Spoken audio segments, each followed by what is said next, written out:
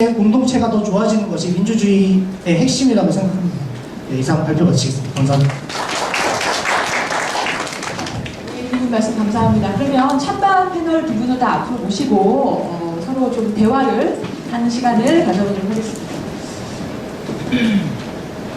예, 두 분 말씀 잘 들었고요. 지금 국민 소환제 간단하게 지금 도입되어 있는 소환제도 있지 않습니까? 그죠?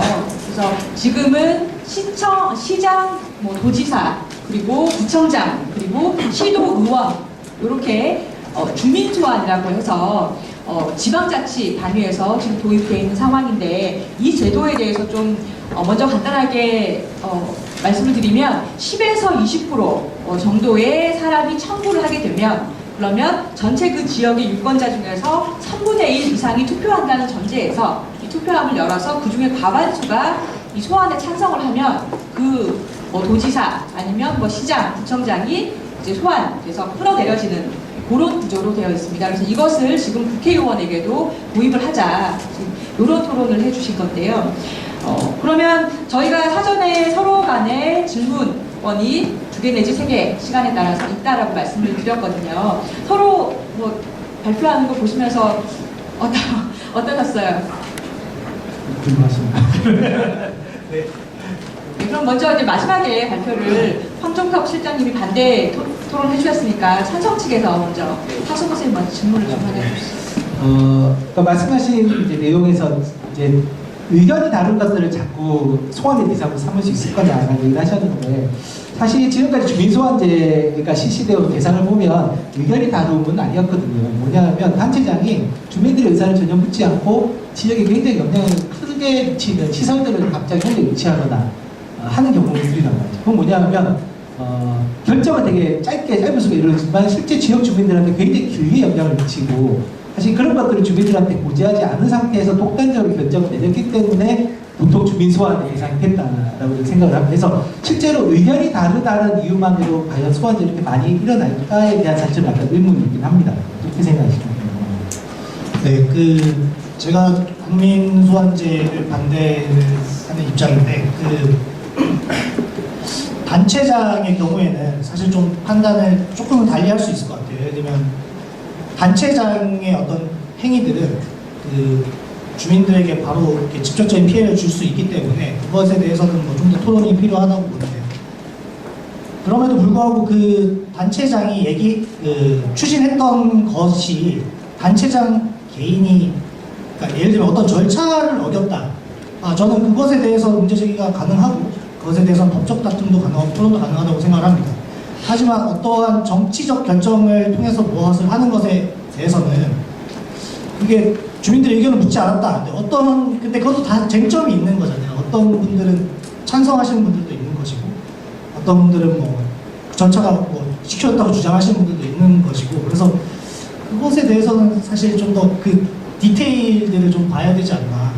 하지만 정치적인 어떤 선택이 소환제의 핵심이 되어서는 잘 안 된다고 봅니다.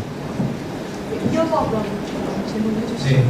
그러니까 저는 제가 진보정당에서 일을 했었는데 진보정당에서 일을 하다 보니까 되게 국민소환제나 이런 것들 찬성하는 분들이 되게 많아요. 근데 저는 좀 답답했던 게 오히려 그러면 지금의 이 한국 사회의 기득권 혹은 헤게모니를 가지고 계신 분들이 갖고 계신 생각들이 있는데 사회 진보를 위해서는 이분들이 가진 생각과는 다른 이야기들을 해야 될 수도 있습니다. 예를 들면 최근에 그 개헌 토론 때 보면은 동성결혼이나 이런 것들에 대해서 반대하시는 분들이 엄청 몰려와서 이제 발언을 하고 그러시는데, 근데 과연 그렇게 이런 소환제가 다수의 의견에 따라서 정치인들이 좀 두려워하지 않겠는가, 의견을 내는 것에. 그럼 어떻게 생각하십니까? 그러니까 지금 소환제 반대 측에서는 오히려 약간 마녀사냥처럼 어떤 올바른 정책을 냈는데도 일부의 분들이 몰려오셔가지고 아주 적은 힘으로 다수가 뽑은 국회의원을 끌어내릴 수도 있지 않겠냐, 지금 이런 질문 해주신 거거든요. 네, 많은 분들이 그런 우려를 가지고 계신데, 근데 실제로 제가 볼 때는 그런 이슈로 소환을 할 수 있으면 아까 말씀드린 대로 소환을 한다라고 하는 게 사실 쉽지 않은 일이긴 하거든요. 내가 어떤 이슈를 가지고 가령 말씀하신 지금 뭐 충남 같은 경우 보면 이제 인권조례 같은 게 문제가 되겠는데, 자, 인권조례 안희정 지사가 찬성하고 있으니까 안희정 지사를 소환해야 되겠다 라고 하면서 지역에서 실제로 소환운동을 벌인다라고 하는 게 사실 쉽지 않은 일이라고 봅니다. 왜냐하면 소환을 하려면 결국 뭐냐, 소환을 할 사람들이 지역에서 자기를 드러내야 됩니다. 제가 볼 때는 한국 사회 기득권들이 가장 싫어하는 일 중에 하나가 자기를 드러내는 거라고 생각합니다. 내가 가지고 있는 이해관계가 이건데 내가 이걸 드러내면서 저 사람을 끄집어내려고까지 나갈까. 그리고 또 하나는 저는 소환에 대한 요건을 만드는 거, 그러니까 지금도 어쨌든 국회에 소환 법률이 올라가 있지만 소환에 대한 요건들이 다 논쟁적으로 만들어졌다고 생각합니다. 아까 말씀하셨듯이 선거 끝나고 바로 소환하는 게 아니라 선거 직후 6개월간, 그 다음에 임기 마치기 전 6개월간 이렇게 이제 일종의 소환의 제한 요인들을 두는 거죠. 그건 뭐냐 하면 부작용은 어쨌든 생길 수 있지만 부작용을 최소화시킬 수 있는 방향으로 저는 방안들을 만들어갈 수 있는 여지는 있지 않을까라는 생각입니다. 만약에 저 같으면은 그 6개월을 준비하는 기간으로 삼을 것 같아요. 소환을 준비하는 운동을 시작하는 기간으로. 뭐 저는 그렇게 6개월 동안 누가 준비하는 세력이 있으면 제가 볼 때는 그 소환을 또 반대하기 위해서 누군가도 6개월 준비하지 않을까. 그러니까 아까 말씀드린 대로 저는 소환이 정치적인 발화점이라고 생각해요. 그러니까 소환 자체가 최종적인 결론이 아니라 소환이 정치적인 발화점이라고 생각하는, 물론 약간 그래서 갈등이 증폭될 수도 있죠. 뭐 지금 협상하는 정치적 과정이 난감해질 수도 있지만 사실 한국 사회처럼 많은 정치 과정에서는 정작 문제가 뭔지 자체를 잘 못 드러내고 계속 그냥 삭혀야 되는 게 저는 되게 오히려 문제라고 생각하거든요. 그래서 저는 오히려 좀 그 정도 갈등은 우리가 이제 좀 감내할 수 있는 사회가 되지 않았을까, 뭐 이런 이제. 또 하나의 정치장을 좀 활성화할 수 있는 계기로 국민소환제가 오히려 좀 순기능할 수 있다, 이런 취지로 답해 주신 것 같은데요. 예. 저희가 우려하는 게 그런 건데요. 그러니까 우리 정치가 어쨌든 문제 해결을 하기 위해서는 어떤 협상과 타협이라고 하는 것들을 중요하게 생각을 해야 되는데, 지금 상황도 그렇고 계속 찬성과 반대로 나눠지면서 뭐 지금 정권에도 찬성하시는 분들과 반대하시는 분들이 극적으로 나눠져서 서로를 헐뜯고, 근데 이것이 정치를 너무 사납게 만드는데 과연 이게 우리 시민들한테 도움이 될 것이냐, 이 점에 대해서 저는 굉장히 우려가 되는 겁니다. 과열될 수 있다, 이런 우려를 지금 하시는 거죠? 네. 그러면 질문하실 찬성 측에서 반대 측의 질문을 추가로 하나 더 해주시죠. 아까 결론에 얘기하신 다시 그 부분을 되게 저는 좋아하는데, 일단 선거제도가 좀 바뀌어야 되는 거죠. 지금 같은 이제 소선거제 방식으로는 사실은 뭐 보정당들은 전혀 진입할 수가 없는 장벽이 되는데, 이 딜레마가 뭐냐 하면 아시겠지만 지금 국회를 보시면 선거제도 개혁을 안 하려고 하죠.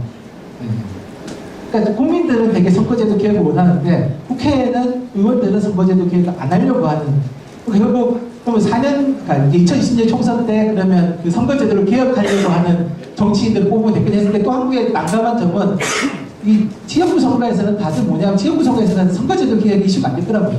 이 국회의원이 지역에 뭘 만들어줄 거야, 이게 이슈다 보니까 사실 또 정작 정치개혁은 되게 중요한 이슈가 안 돼 버리면 이게 약간 되돌이판처럼 계속 순환되게 되는, 악순환이 될 여지가 있지 않을까, 이런 약간 저는 의문도 들었는데 어떻게 생각하시는지 궁금해요.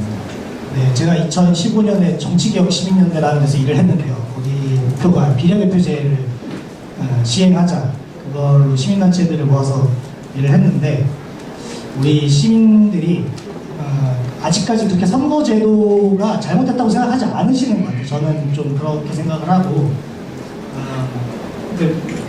어쨌든 저는 그러니까 그런 문제인 것 같아요. 이게 진보 정당이 의회에 들어가고 안 들어가고의 문제가 아니라, 그러니까 우리가 정치와 민주주의를 어떻게 정의를 내릴 거냐, 그리고 우리 사회가 이 민주주의와 정치의 여러 가지 측면 중에서 어떤 부분을 더 강조하고 가꾸어 나갈 거냐라는 측면인데요. 그런 점에서 저는 비례대표제를 찬성을 하는 거고, 그런 점에서 저는 국민소환제를 반대를 하는 겁니다. 그래서 정치가 좀 더, 그러니까 정치에서 싸우는 건 맞아요. 근데 시민들이 싸우게 하면 안 된다고 저는 생각을 해요. 근데 국민소환제 같은 제도는 시민들을 싸움을 붙이는 제도라고 저는 생각을 해요. 정치인들이 싸움을 해야죠. 예. 저희 정책 배틀에서는 사전에 설명 들으신 것처럼 실시간으로 여러분들이 처음에 투표를 하시고 토론을 들으면서 반영해서 본인의 의견을 옮기실 수가 있습니다. 그래서 지금 시민 배심단 42분 중에서 30분이 찬성, 반대가 12분, 이렇게 지금 입장을 표명을 하고 계신데, 좀 전에 봤을 때 한 분 또 가셨네요. 예. 그럼 이렇게 의견을 바꾸는 것도 실시간으로 지금 반영이 되고 있습니다. 그리고 이 발표 후에 여러분들 토론을 거쳐서 최종적으로 저희 다시 한번 의견을 집계를 하게 됩니다. 제가 하나 좀 질문을 드릴게요.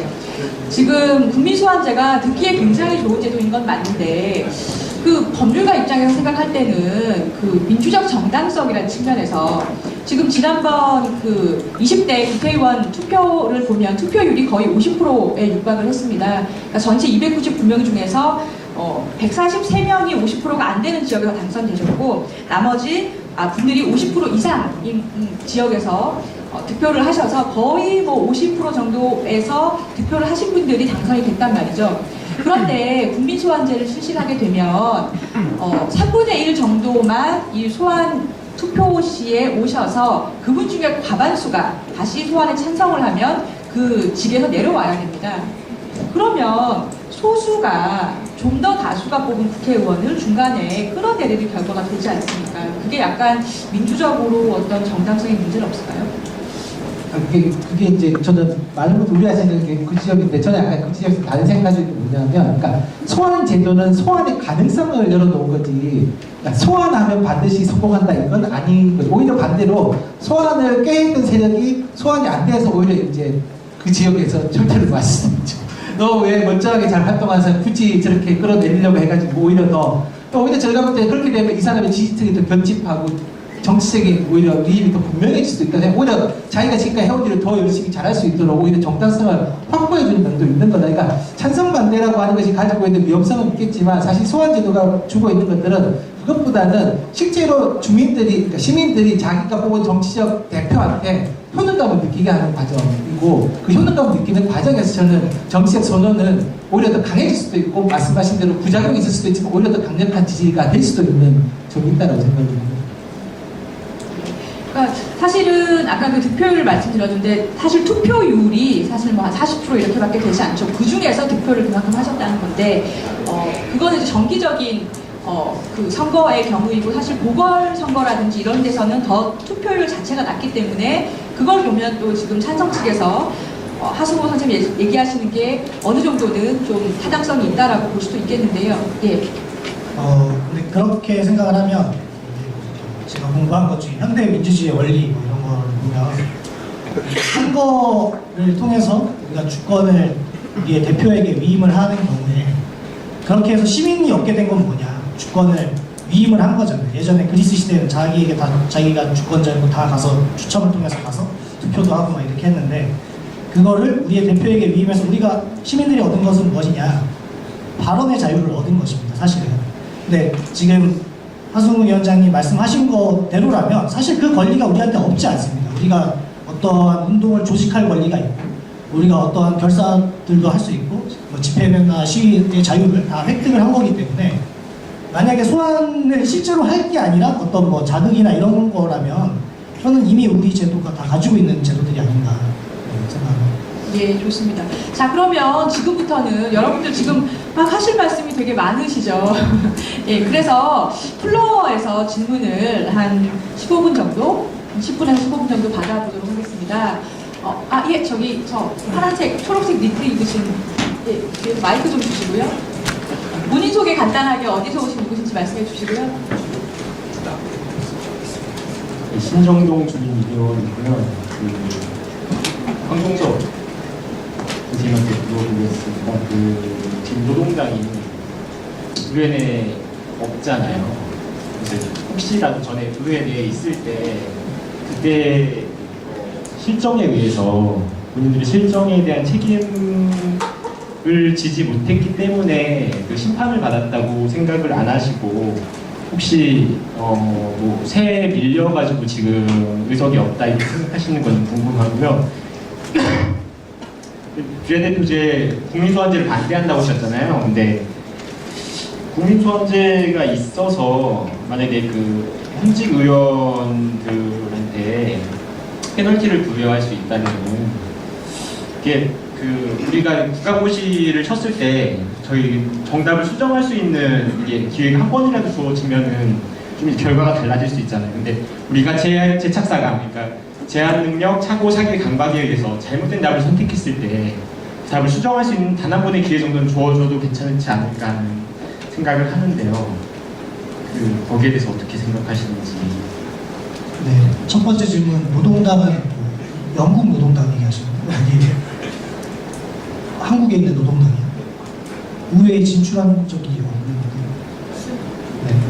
아니 있었는데 지금 없어요. 아니, 원내에 진출한 지가 제가 거기 당직자를 했었는데 무슨 얘기인지. 아, 민주노동당이요? 민주노동당 지금 진보, 아니, 정의당으로도 나와 있고 여러 가지 형태로 나와 있습니다. 네, 맞나요? 제가 대답하는 게? 네. 무슨 질문인지 정확히 몰라가지고. 그러니까 재착상항에 의해서 네?